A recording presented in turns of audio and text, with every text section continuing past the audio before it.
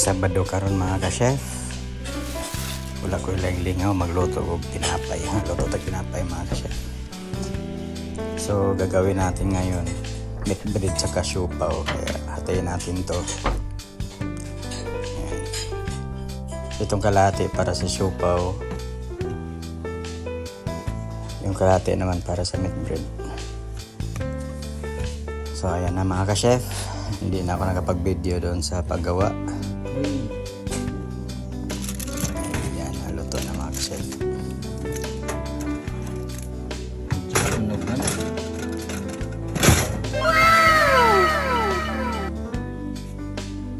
Yeah.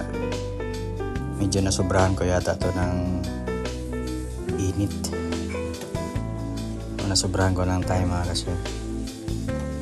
Medyo pero sakto lang naman pagka-brown. So yung kalahati nito mga ka-chef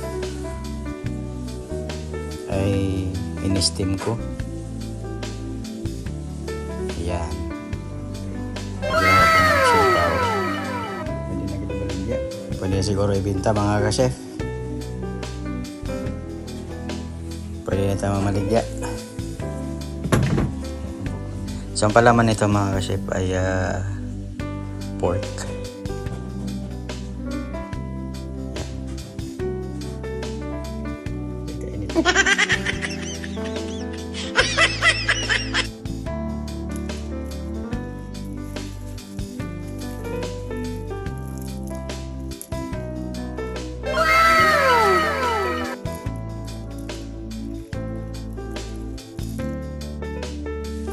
So inani ko mga ka-chef pagka walay ginahimo sa balay. Yan, ito pa pala may isa pa. Yan, sa ilalim.